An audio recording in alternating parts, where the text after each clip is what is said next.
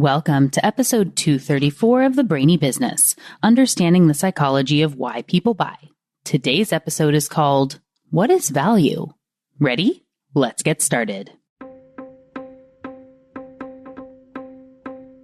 You are listening to the Brainy Business Podcast, where we dig into the psychology of why people buy and help you incorporate behavioral economics into your business, making it more brain-friendly. Now here's your host, Melina Palmer.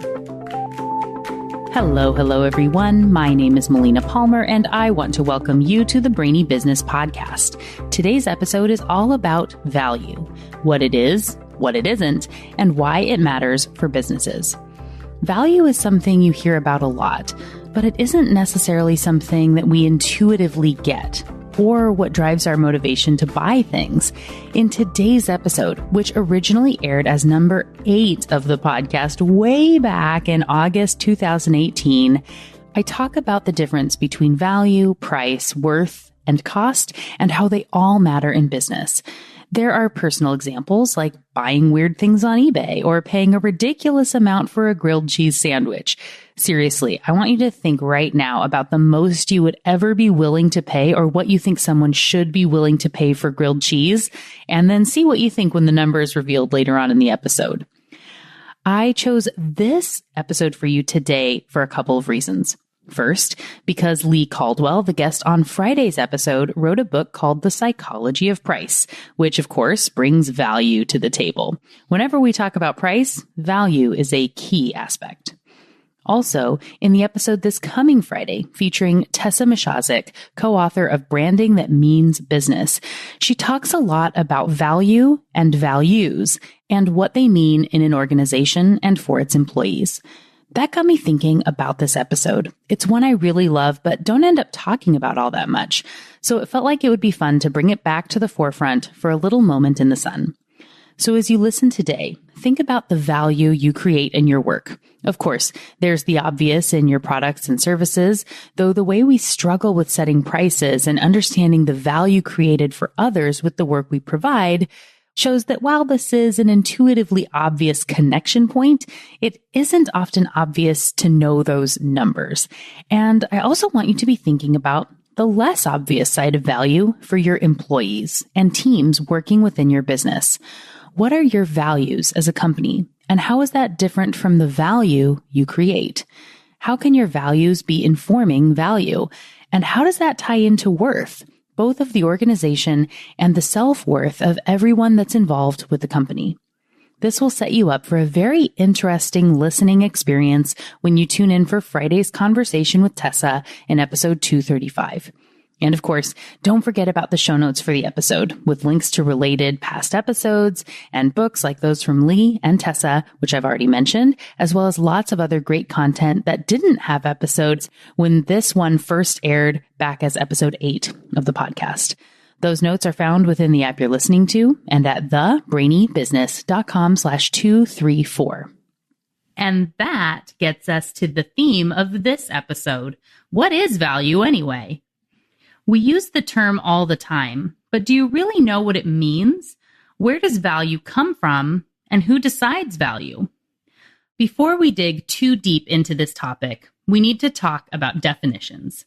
People tend to use the words value, price, and worth interchangeably, but they are not the same thing. Again, price, value, and worth are not the same. They work together, but they're actually quite different. There's a great article from The Human Condition which breaks this down in detail, and I'm going to summarize the key points that matter to you here in the episode. In case this is your first episode with the Brainy Business Podcast, even when I don't mention it directly, most everything is linked in the show notes. If you think, I should look into that, check the show notes first, either in your app or by visiting thebrainybusiness.com/8, because this is episode 8, because I've probably linked it there to make it easy for you and free your conscious brain's capacity to listen and learn. Okay, getting back to price, worth, and value. What do they mean, and how do they work together? I've already dug into price on episode 5, The Truth About Pricing, but I will explicitly state it here. Price is what someone is willing to pay for a good or a service. The article in The Human Condition also talks about the difference between the terms cost and price, because cost has a negative connotation. It comes at a cost, which activates loss aversion in your mind. Price, on the other hand, is simply how much it takes to purchase something. Items have price tags, not cost tags, for a reason. Opportunity cost is something discussed fairly often in business, and that kind of gets at the difference between cost and price as well. If you have $100, you can only spend it once. When you use it to buy something, say a new microphone for the podcast, you give up the opportunity to acquire anything else with that $100 and any profit that that new acquisition would hold. The opportunity cost is greater than the price of the individual item. Worth is different because it's the expected selling price of something. And why is that different than the actual price? Worth is what you get with an appraisal and is how you would speculate a possible sale or what it might take to replace a piece of property. This is long-term and does not mean the item is actually up for sale. Things have worth even if they do not have a selling price. Last week in episode 7 on change management, I talked about the endowment effect. This is the phenomena in our brains where simply owning something causes us to find more worth in it than what other people see in it or its stated price. The example from the study, which I've linked again in these show notes, talks about a group of participants. Half were given $2 cash and the other half were given a lottery ticket worth $2. These were assigned completely at random. After a period of time in which the lottery tickets were not cashed, the participants were given the opportunity to switch, and very few did. Why? If you were given the lottery ticket, your brain has started to factor in the potential winnings into the calculation of how much that item is worth. This potential means it exceeds the $2 price tag. If you were given the cash, you see that as a solid, stable amount. You know what you can do with $2 and what it can get for you. The lottery ticket has a very slim chance of being worth anything. It's most likely a worthless piece of paper, whereas your cash has remained the same, so it wouldn't be worth the gamble to give up the sure thing for the lottery ticket. Being endowed with something, owning it, caused people to see value in its potential, which meant how much it was worth in their mind exceeded the price, and the potential cost of giving it up and settling on the other item would be a loss. And as we know, people are averse to losing things. Now that we've covered price, cost, and worth, it's time to talk about value. Again, I linked to the article from The Human Condition because it does a great job of breaking these concepts down in all sorts of aspects: everyday language versus economics versus business. And as the article says, value is the usefulness or desirability of a good or service, how much you love it, or what it is worth to me. Value is not a number, but often we can compare the values of two things, especially if they are similar in use. Value is not a number, and it's based on how much you love it. As humans, we tend to take value for granted, but things do not intrinsically carry or hold value. It's all in our perception. Value is subjective, dependent upon preferences of the individual and the social context at play. Value is in our minds. Value is also personal. Think of all the things in your life you would not be willing to sell because they have sentimental value. My office is full of these things. My gold octopus, which I have mentioned before on the show, which I bought before embarking on this journey of entrepreneurship, was the first purchase of my new life. I think it cost me about $35. Honestly, I don't remember, but I would not be willing to sell it for that price. I got it on sale, so maybe it's worth $50 to someone else, But again, I would not be willing to sell it for that price. As prices go up and up, I don't know where the number is, how much the item is worth to me in dollars, because I value it and what it represents so much. It has a story, and oh, our brains love stories. And those closest to me know how much I value it. Let's say someone broke into my office and stole the octopus. Ugh, I can feel my heart twinge just thinking about it. Could it be replaced? I could go back to the gallery and see if they have another one. And maybe it would be from the exact same mold, but it would not be the same. And I would likely never value it as highly as I did the original, even though they're worth the same to everyone else. When this gets to an extreme, you see tendencies like hoarding. Anyone else would walk into that house and see a bunch of junk. Maybe there are a few pieces and they're worth something, but it wouldn't be worth the time and effort to dig them out. The owner of those items would tell a very different story. All those items hold extreme value in their minds, and in many cases, they would not sell them for any price, especially not the pittance people would be willing to pay for them. In real estate, you see this when people insist on overpricing their homes far above what they appraise at or what they're worth. They have memories in the home that make them value it so much more. This is where little Tommy took his first steps, or where Susie learned to play the guitar, or where Chi-Chi the dog used to curl up in front of the fire. This home is filled with love and memories. Don't those people care? No, they don't. Because in many cases, other people don't value your memories. Sometimes you can get them to with stories, which I'll get to later in the episode. But getting people to be realistic about the worth, price, and value is very important when you are trying to convince them to sell an item, especially one as sentimental as a home. So, how do you get from sentimental value to a greater market value? One way is through a process called herding, which is built in our brain's desire to be part of the crowd.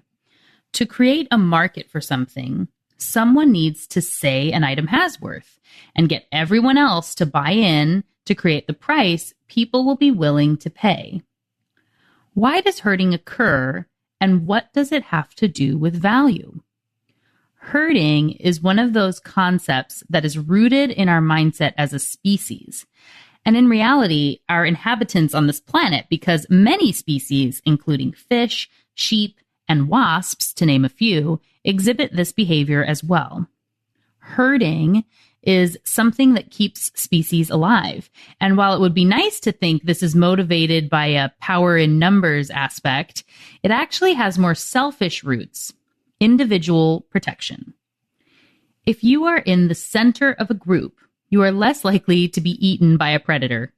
Those who go off on their own generally do not make it back. And our brains are trained to assume that the collective consciousness of the group must know more than we do on our own, or they must know something I don't. And we buy in instinctively to the value and worth of others' expertise, whether it exists or not. Herding, value, perceived ownership, and loss aversion work together in things like bidding wars, which have been made more public thanks to sites like eBay in recent years. When you add scarcity into the mix, watch out. Here's an example, and let me warn you in advance, this is a weird one. If someone came up to you on the street and offered to sell you a kidney stone, yes, I said a kidney stone, how much would you give them for it? If you're like me, you probably thought, gross, I would never pay anyone for a kidney stone. What if I told you it was Elvis's kidney stone? Or Benjamin Franklin? Would you pay something for it then? Maybe you would be more willing to chip in a couple bucks in case you were able to resell it at some point.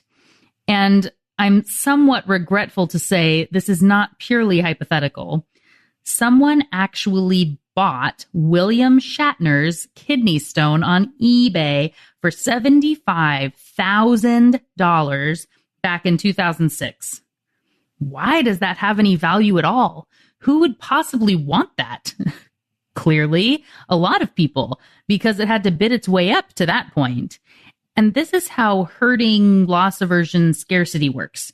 Your brain might say, if others are willing to pay for it now, it will likely rise in value over time. And there might never be another one. I better jump on this and buy before it goes really crazy. This is something you see all the time with works of art. Art is a space where people constantly ask how much things are worth and what their value is. And sometimes we might scratch our heads and say something like, they paid how much for this thing? No way it's worth that. My 5-year-old could have painted that. What happens when someone with a lot of money really wants a piece of art? They buy it. What happens when 2 people with a lot of money really want a piece of art? Because of the scarcity, remember, there's only one, and perceived ownership, they can see where it will go in their very large home, and loss aversion, not wanting to give up this vision of who they are if they own it, they get into a bidding war, which will set a new value, worth, and price forever. And there's a ripple effect that occurs as this translates through the herd. We take it as fact that this item is worth that much. It now holds a value we couldn't see before. We assume it's based on someone else's logic, scrutiny, or evaluation, when it actually could be the whim of 2 billionaires who each have equally bad taste. As an example, a couple weeks ago, my husband and I went to see a painting by Jean-Michel Basquiat at the Seattle Art Museum, which recently sold at auction for $110 million, the most for any American artist. Art is subjective, yes. And I have to say, I don't get it.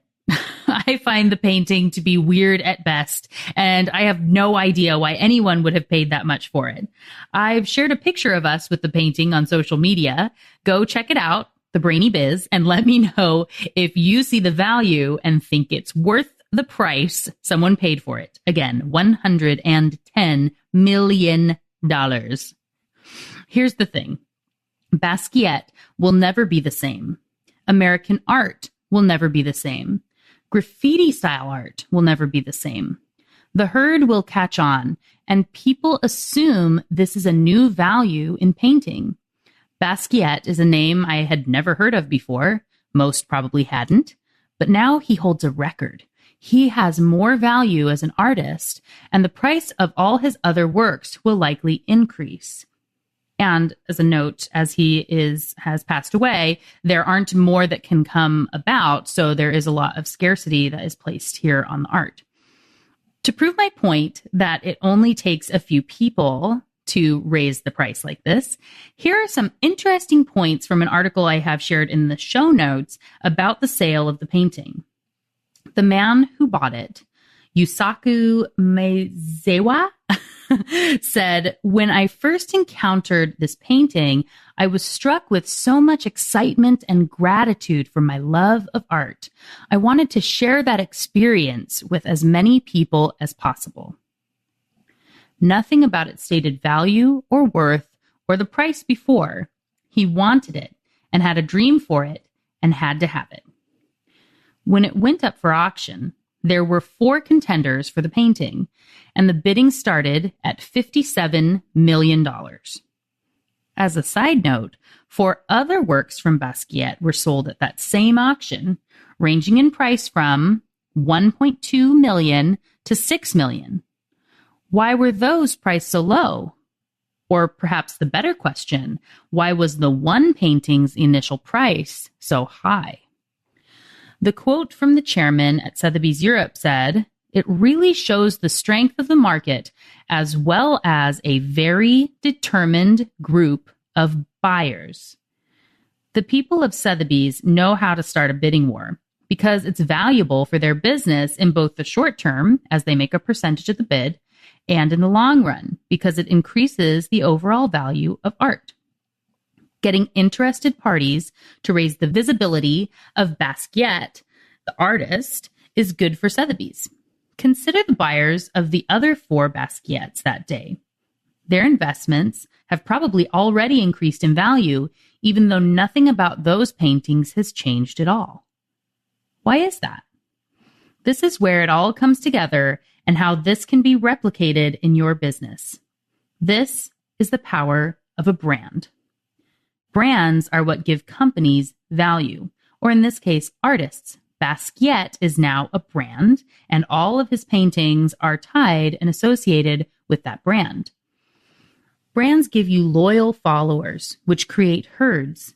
And when you can incorporate scarcity, loss aversion, and stories, then your value increases beyond the price others are able to charge.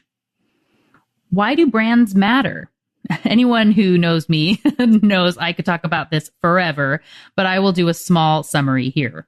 Expect more episodes about behavioral economics and brand building, which in truth, that's what this whole podcast is about in many ways, because brands are why people buy. Brands are why it's not about the price or the item itself, and why it's not about the cookie. Brands bring value to companies and the widgets they provide. A phone is just a phone until brand loyalty comes into play. Apple is the second most valuable brand, not company, brand, in 2018 at $146 billion. That's far above its longtime rival Microsoft with a brand value of $81 billion, and it's also higher than Samsung and Google. I am one of the 700 or so million iPhone users in the world today. I'm on an old model, and it actually tends to frustrate me a lot.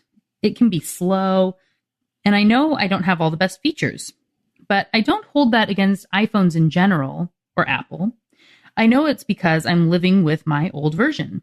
When I upgrade, do you think I'm going to be looking at Samsung or any other type of device? No, I won't. I know I want the next iPhone. I have loyalty to the brand. I am an iPhone user. This says something about me, and it has become part of my identity that I don't want to lose. That is the power of a brand, where a commodity becomes a statement, and it's no longer about the price. Similarly, I love chai tea lattes, but not just any chai tea latte. It's all about Starbucks for me. In a pinch, I would get one from another company, but I will relate it back to how much isn't like my regular Starbucks chai. This experience actually builds up my love of the brand I am loyal to because I expect it to be worse, and so my brain thinks it is. In episode 2 of the podcast, The Top 5 Wording Mistakes Businesses Make, I read a quote about expectations from Dan Ariely's book, Predictably Irrational, which I'm going to paraphrase here. Our brains get what they expect. If they are set up to believe something is amazing, it will often interpret the thing as amazing. If something is explained as bad, you get that too. Here's an example of a restaurant putting all this to work to elevate themselves above all the other restaurants in the world. If you were going to have a grilled cheese sandwich with tomato soup and a vanilla sundae for dessert, how much do you think that would cost? If we're talking basic ingredients made at home, maybe $1. If you were out at a basic restaurant or cafeteria, maybe it would be around $10. Can you imagine anyone making grilled cheese or a vanilla sundae any more valuable and exciting than that? At Serendipity 3 in New York City, their quintessential grilled cheese sandwich has the Guinness World Record of the most expensive sandwich in the world. The bread is baked with Dom Perignon champagne and flecked with 23-karat gold. It's brushed with white truffle butter before going into the panini press. It uses the creme de la creme of cheese from some special cows in Italy. Apparently, there are only 25,000 of them, which sounds like a lot of cows to me, but I'm not a bovine expert. When asked, the owner said the cheese has a cross in flavor between a manchego and a parmesan. Cheese you could buy for under $10 and theoretically get a similar flavor. And it's served with African lobster tail bisque for a total price tag of $214 for your grilled cheese and tomato soup. I'm sure it's delicious. But is there any reason to pay that much for a sandwich? Do you kind of want to know what the fuss is about? What does it say about the restaurant as a whole? How did they create that value and make people want to pay that much for a grilled cheese? And how expensive are the other items now that this high anchor has been set? Listen to episode 5 for more information on anchoring and adjustment. Even with the expensive ingredients, the value they paid for them is not what customers pay. And is it really more than 20,000% better than the grilled cheese they make at home? I'm guessing no, but they were able to establish value and make people feel like it's worth paying for. They got a lot of press and notoriety and have established their brand as being upscale and different than everyone else. If someone else was to make a really expensive grilled cheese now, it would not have the same value because they're simply copying Serendipity 3. And second place is not worth anywhere near as much, even if the ingredients or taste were actually better, because the herd has spoken. By the way, there is a link in the show notes to the BuzzFeed video of 3 average people trying the quintessential grilled cheese if you would like to watch it. Serendipity 3 combines scarcity and exclusivity to create brand value. Exclusivity is the celebrity factor, and it has a large impact on value and price. Think back to the famous kidney stone. Again, I'm not sure why anyone would want that, but it is truly something no one else can get, and people value uniqueness. Tie that to a celebrity, and people will buy a lot of things. Does this actually have any value physically in what it actually is? Of course not. But in its scarcity and ability to be tied back to a celebrity, apparently it does. Similarly, why are autographs worth anything? They're just ink on paper after all. Why is a Marilyn Monroe worth more than a Melina Palmer? By the way, I'll give you a great deal on my autograph if you're in the market. These values are all made up in our brains. If an alien landed on the planet and was looking at a bunch of autographs, they wouldn't know Babe Ruth from John Doe. So why does it hold value in our minds? How did the value get there? As with so many applications of using behavioral economics in your business, framing is the key. In the case of the quintessential grilled cheese at Serendipity 3, I'm sure it's good. But what in the explanation made it sound better to the brain and built the anticipation, which I also talked about in episode 2? If the tasters had not been told it was a $214 sandwich, would they have liked it as much? In a blind taste test, would they have attributed the same value? How much did the owner's explanation and framing of the making of the sandwich and the high-quality ingredients have to do with the perceived value? He was confident in his explanation and said the price without hesitation, which is also key when establishing value and justifying a price. What if, when someone asked about the sandwich, he said, "Well, we know it's kind of expensive, but we think it's pretty good. It kind of tastes like Parmesan. It has metal shavings throughout. I'll give it to you for $200. Want one?" I'd be willing to bet no one is buying that sandwich, even for $2. Honestly, a Parmesan grilled cheese sandwich sounds pretty unpleasant, even without the shaved metal. But when the cheese came from special cows in a select region of Italy where they only eat the greens of strawberries and licorice to produce a limited amount of cheese each year, and you have to order it 48 hours in advance because it's so special, and it has flecks of gold, and is accompanied by not just lobster bisque, but African lobster tail bisque, it sounds special. Speaking of which, do they even have lobsters in Africa? Are they better than the ones in Maine? Are they more like crawfish? I don't know. But our herding brains have built up an expectation that this guy must know something about lobster, which is why he picked it, which means it must be better and worth the money. So our expectation is it will be amazing, and miraculously, it is. And in case you were wondering where the vanilla sundae comes in, Serendipity 3 also offers a $1,000 Tahitian vanilla sundae, which is also covered in gold leaf. Did you notice there it isn't just regular vanilla?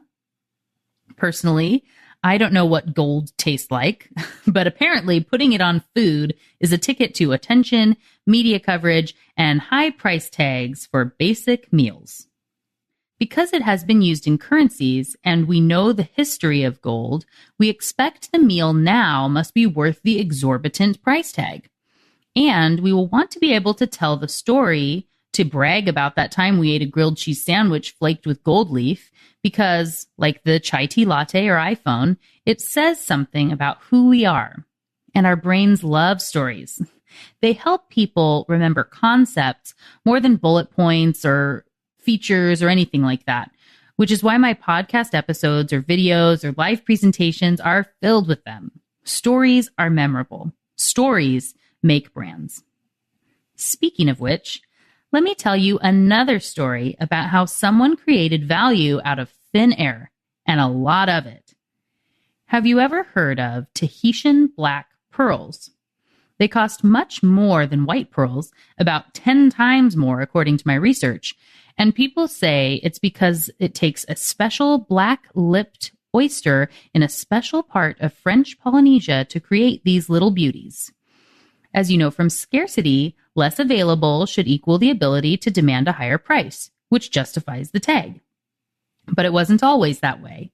According to Dan Ariely, also in the book Predictably Irrational, Tahitian black pearls almost didn't make it out to the world at all. In 1973, there was no market for black pearls, and when a renowned dealer known as the Pearl King went into business with a Frenchman to sell the pearls, there was absolutely no interest. All his initial marketing efforts failed. And remember, this was a man who had a reputation and distribution chain for pearls. He was the Pearl King. He did not sell a single black pearl in his first trips. He could have declared them worthless, mixed them in with white pearls and tried to grow their value that way, or sold them at a deep discount. But he did not do any of these things.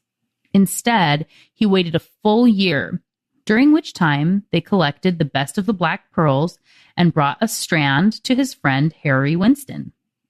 Winston agreed to place the strand prominently in a Fifth Avenue window display with an astronomical price tag. Note, similar to the high minimum bid price on the Basquiat, this price was completely arbitrary. The Pearl King concurrently ran one advertisement in the glossiest pages of a high-end magazine with a strand of Tahitian black pearls surrounded by diamonds, rubies, and emeralds. What had happened to the pearls themselves? Nothing, of course. They were still the same black pearls no one wanted a year earlier. Putting an arbitrary number on a display does not change the value, nor does proximity to a precious stone, right? I mean, if a lump of coal had been sat next to the rubies and emeralds, it wouldn't be worth more, right? That is, of course, a joke, as we all know where diamonds come from. And as you know, that is not what happened here. This scheme, which was very inexpensive in the long run considering how much the pearls sell for now, worked because our brains aren't that logical. The price tag set an anchor. The Winston name had exclusivity and scarcity. The glossy advertisement instilled confidence to the herd. Tell the salespeople what to say, and boom, instant value. Why the change of heart or brain? In addition to scarcity, anchoring, and relativity, comes one other aspect of herding. Our brains are trained to believe what they learn first until proven otherwise. Our brains believe what they are told and hold those things as fact, especially when it sounds really convincing or appealing. Are black pearls only naturally occurring in the 1,500 square miles of French Polynesia? I don't know for sure because I haven't searched the whole ocean. Does that $200 grilled cheese actually use the fanciest of cheese from the most select cows? Or is there a Manchego Parm blend in the back room? I don't know. Is Tahitian vanilla better than Madagascar vanilla? Where does the other vanilla come from? Who does the tasting? I don't know, but my brain believes it to be true when it is framed as a positive thing. And these nuances surround us everywhere, every day. Yes, I used some extreme examples in this episode to get the point across, but this does not only apply to high fashion or very expensive sandwiches. Like I said, my brand loyalty to Starbucks was built one chai tea latte at a time. Starbucks is a $4 empire. Well, $5 depending on what store you go to. How do you build this value for your own brand? Good news! The foundation for that is already built in the last 3 episodes. It's not about the cookie because it is about the perceived value of the cookie. How can you build value in your brand? For one thing, check out those freebie worksheets for episodes 5, 6, and 7, which you can get on the brainybusiness.com/5 or /6 or /7. And then work on your differentiation. And there is a reason companies are built around their values. What is at your core? Why are you different? How can you translate that into what you offer and align that with the values of your current and potential customers? Whether you're selling checking accounts or homes, executive coaching, or $200 grilled cheese sandwiches, brand value matters. In business, establishing brand value is the key to loyal customers who are willing to pay premium prices. And you may not believe it, but people get more value when they pay more. I'm sure you've heard of the placebo effect, but did you know price can be a factor in how much people think a pill or cure worked for them? Ariely and his team did a series of tests where a brochure claimed the power of a pill called Velodone. In one brochure, it cost $2.50 per pill, and everyone felt the effects almost immediately, reporting positive results. When the brochure listed the price of the pill at just 10 cents, only about half of them felt the effects. Oh, and for the record, it was a simple vitamin C tablet, so it didn't actually have any impact on the ailment it was supposed to be curing. This has been tested with aspirin. When you have the brand name of aspirin, people feel like it cures their ailments better than if it's a generic, and price comes into play there as well. It works with energy drinks and a whole host of other items, and this shows how price and perceived value are linked in the human brain. Higher price means it must be better and have more value. Before I wrap things up, I want to talk a little about measuring sticks for value, like currency. Here in the US, this is the paper or coin money attributed to dollars, but why is that worth more than the paper it's printed on? We believe value will stay consistent, but currencies have shifted a lot over time. I talked about gold and how we know the value of that because it's been used as currency. The value of items goes in and out of fashion, and as scarcity drove prices of various items up, many of the things we take for granted today were once recognized forms of currency. For example, if your employer or one of your clients was to come to you tomorrow and say, "I'm going to start paying you in salt and pepper," would you feel that was a good thing or a bad thing? What about small beads or puka shells or a giant 4-ton rock with a hole in the middle? Or one of my personal favorites from ancient China, knife money, which were actual knives inscribed with words like fish or sheep to indicate their value. Or perhaps dolphin teeth or squirrel pelts? All of these have been recognized forms of currency at one time or another, valued due to their scarcity, and some more recently than you would think. So remember, value is subjective. Value is in our heads. Value changes. Value can be created and built up, sometimes very quickly, and often the right stories or pictures are all that is needed to make those changes. To get the herd to accept a value, you only need a few passionate people who are willing to pay what you think the item is worth or could be worth. Descriptions and associations, the framing, are what make value what it is. And you should remember this when you are positioning your brand messaging. What is your Tahitian black pearl, or quintessential grilled cheese, or Basquiat? So what got your brain buzzing as you thought about value, worth, cost, price, and all the other aspects brought up throughout the episode? How can you flip the frame in how you think about the value your company is providing, from the physical costs to something a little less obvious? How does scarcity tie in, and the endowment effect? How can the way you talk about your products or services increase the way people feel it's valued and what they're excited about paying to be able to be a part of that?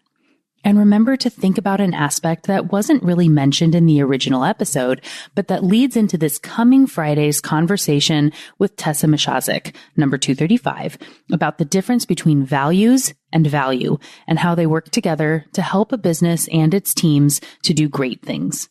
Of course, there are links to all those related past episodes and articles and books within the show notes for the episode, which are waiting for you at thebrainybusiness.com/234.